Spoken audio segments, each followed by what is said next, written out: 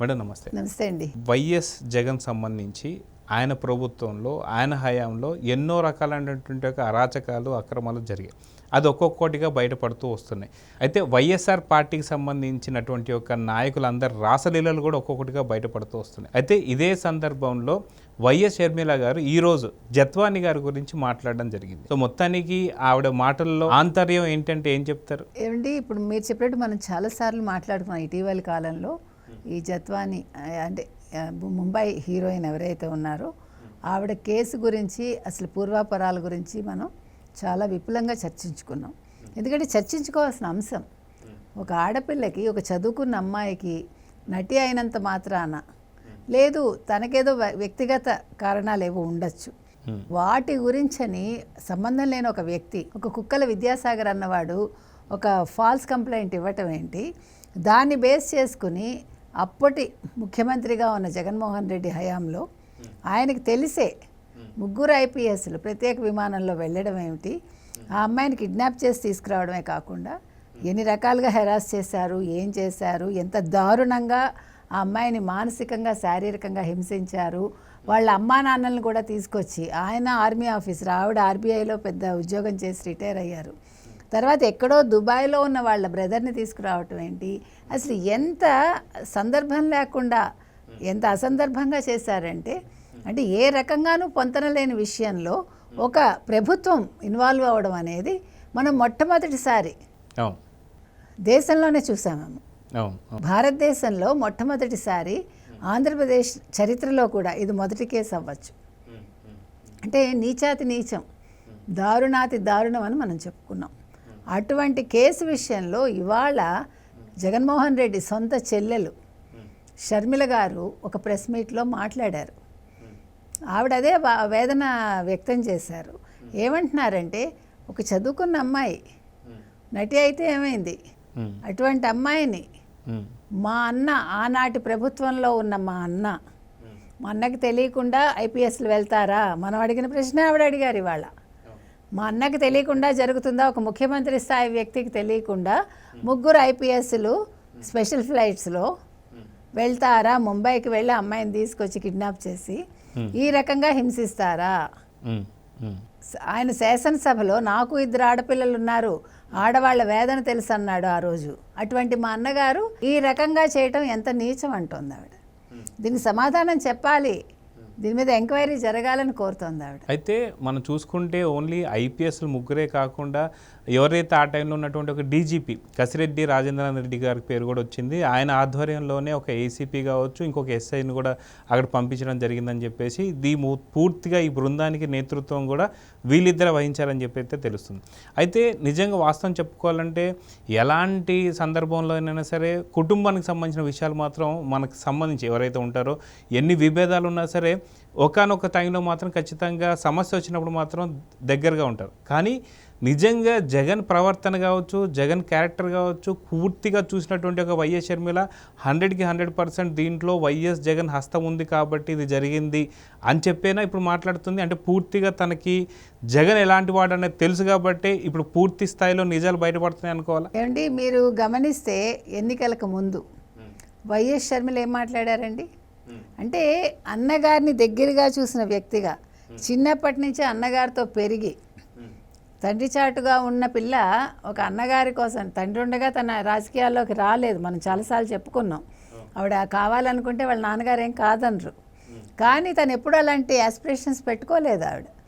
Even అన్న జైల్లో ఉన్నప్పుడు 16 నెలలు అన్న వదిలిన బాణం అని ఆవిడ ప్రజల్లోకి వెళ్ళి అన్నకి ఒక ముఖ్యమంత్రి పదవిని ఆవిడ ఒక గిఫ్ట్గా ఇస్తే, అటువంటి షర్మిల 2019లో అన్నగారికి అంటే ఒక ముఖ్యమంత్రి పీఠాన్ని తను ఇచ్చింది గిఫ్ట్గా. అటువంటి ఆవిడ 2024లో 2023 నుంచి రేదర్ చివరి నుంచి మా అన్నకు ఓటేయకండి అని చెప్పే స్థితికి వచ్చారంటే తను పడ్డ వేదన ఏంటి? ఒక ఆడపిల్లని వాళ్ళు ఎన్ని రకాలుగా మానసికంగా హింసించారు. సొంత చెల్లెల్నే హింసించాడు ఆయన, ఎవరు? జగన్మోహన్ రెడ్డి. అంటే మరి ఇంకా షర్మిలకి ఇంతకంటే ఏం కావాలండి? ఆవిడ సొంతంగా వేదన అనుభవించారు ఆవిడ. షర్మిల కావచ్చు, సునీత కావచ్చు, విజయమ్మ కావచ్చు, ఏం చెప్పారండి? విజయమ్మ నా కొడుకు ఓటు వేయకండి, రాజన్న బిడ్డ షర్మిల అని చెప్పింది ఆవిడ. షర్మిలను గెలిపించమని ఆవిడ చెప్పింది, ఎక్కడ కడపగడ్డ మీద చెప్పింది ఆవిడ. మరి ఇదే షర్మిల ఏమందండి, జగన్మోహన్ రెడ్డికి ఓటేయకండి, ఒక దోషిని పక్కన పెట్టుకుని మాట్లాడుతున్నాడు, నా అన్నగారైనా సరే మళ్ళా జగన్మోహన్ రెడ్డిని గెలిపించకండి, పులివెందుల్లో కూడా గెలిపించొద్దండి ఆవిడ. అవును అవును. ఏ చెల్లైనా మామూలుగా చెప్తుందా అండి? అటువంటి చెల్లెల్ని ఆయన ఏం చేశాడండి, ఎన్ని రకాలుగా మానసికంగా శారీరకంగా కూడా హింసించినట్టే. అంటే శారీరకంగా హింసించడం అంటే ఏదో ఫిజికల్గా హెరాస్మెంట్ అని కాదు, ఆ మాటలు అనేవి గుచ్చుకుని ఆవిడ ఫిజికల్గా గుచ్చుకున్నాయి ఆవిడకి ఆ మాటలన్నీ కూడా. లేదు తల గోడకేసి కొట్టాడు అనేది ఉండొచ్చు, కానీ ఈ మాటలు ఏవైతే ఉన్నాయో, నువ్వు రాజశేఖర్ రెడ్డి వారసురాలివి కాదు, నువ్వు రాజశేఖర్ రెడ్డికి పుట్టలేదు అన్నాడు ఆయన. అటు తల్లిని అవమానించాడు, ఇటు చెల్లిని అవమానించాడు, పార్టీలో వాళ్ళ చేత అవమానించేలా చేశాడు, చీర మీద కమెంట్ చేశాడు. ఒకటా రెండా అండి, ఈవెన్ ఇటీవల కాలంలో కూడా కమెంట్ చేశారండి సిగ్గులేని వైసీపీ వాళ్ళు. అప్పుడు జగన్మోహన్ రెడ్డి మొహం తీసుకెళ్ళి ఎక్కడ పెట్టుకుంటాడో చూసుకోవాలి. అయితే వైసీపీ పేటీఎం బ్యాచ్ ఏదైతే ఉందో వాళ్ళకి సంబంధించి ఒక లేడీకి సంబంధించిన పేటీఎం బ్యాచ్ కూడా కొంత ఉంది. ఆ పేటీఎం బ్యాచ్ ఎవరైతే ఉన్నారో తనకు ఉన్నటువంటి ఒక ఏదైతే పుట్టుక పైన కూడా మాట్లాడించినటువంటి ఒక సంఘటన మనందరికీ తెలిసిందే.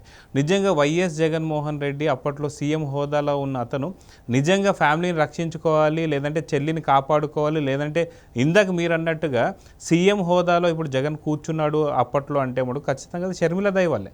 సో షర్మిల ఇన్ని మాటలు పడుతున్నప్పుడు ఖచ్చితంగా కాపాడేలా అనేసి అనుకున్న అతను ఎవరైతే ఉన్నారో ఖచ్చితంగా ఆపలేడని చెప్పేసి అనుకోవచ్చా? కావాలని చేయలేదు కదండి.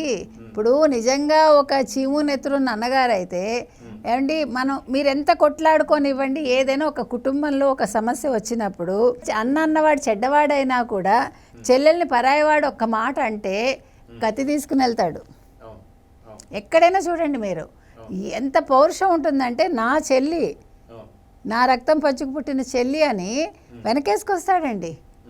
నిజంగా మీరు నమ్మరు, మేము చదువుకునేటప్పుడు మేము ఒక యూనివర్సిటీకి వెళ్ళాం, కోయంబత్తూరులో ఒక వర్క్షాప్కి వెళ్తే నన్ను అక్కడ నన్ను కమెంట్ చేశారు, నా సీనియర్. వెంటనే మేమందరం మద్రాస్ యూనివర్సిటీ, మా అమ్మాయి నువ్వు అంటావా అని యుద్ధానికి వెళ్ళారు.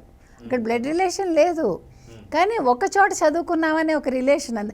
అటువంటిది ఒక కుటుంబంలో ఇప్పుడు తండ్రి తర్వాత తండ్రి స్థానంలో అన్నగారు ఉంటాడండి. ఎక్కడైనా ఏ కుటుంబంలో అయినా అన్నకు ఒక మర్యాద ఉంటుంది కదా. ఆడపిల్లకి ఎంత మర్యాద ఇస్తామో తండ్రి తర్వాత అన్నగారికి కావచ్చు, తమ్ముడికి కావచ్చు, మగపిల్లాడికి ఒక స్థానం ఉంటుంది. అక్కడ ఎక్కువ తక్కువ కాదు.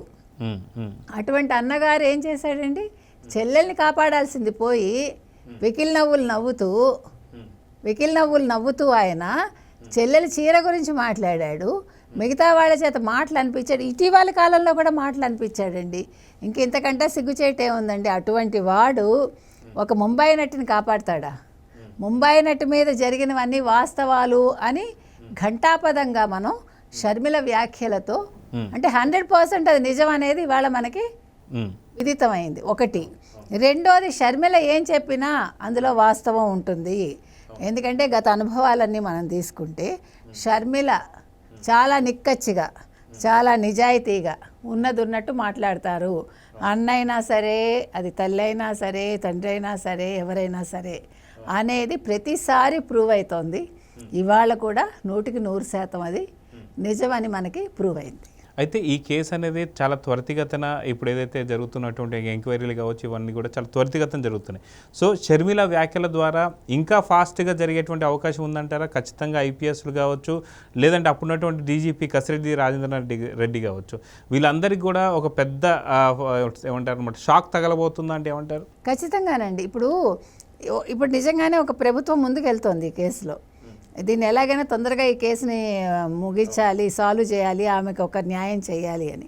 సో ఇవాళ ఏదైతే షర్మిల వ్యాఖ్యలు ఉన్నాయో దానికి మరింత బలాన్ని చేకూర్చాయి. అంటే ఇది వాస్తవం అనేదానికి ఆ కుటుంబ సభ్యురాలే చెప్పారు. కాబట్టి ఖచ్చితంగా ఇంకా తొందరగా, ఇంకా వేగంగా ఈ కేసు పూర్తవుతుంది. మీరు చెప్పిన వీళ్ళందరికీ కూడా శిక్షలు పడతాయి. ఆ అమ్మాయి ఆ ముంబై హీరోయిన్ ఎవరైతే ఉన్నారో ఆవిడకి న్యాయం జరుగుతుందని మనం ఘంటాపదంగా చెప్పచ్చు. సో చూద్దాం మేడం, ఖచ్చితంగా ఒక ఆడపిల్లకి జరిగినటువంటి అన్యాయం ఏంటి అనేది షర్మిల గారు గుర్తించారు. అది కాక సొంత అన్న ఎలాంటి మనస్తత్వం కలిగిన వాడు అనేది ఆవిడకి చాలా పూర్తిగా తెలుసు కాబట్టి ఇంత ఘంటాపదంగా చెప్తుంది. సో చూద్దాం మేడం దీని మీద ఎలాంటి శిక్షలు పడబోతున్నాయి ఏంటి అనేది. నమస్తే. నమస్తే.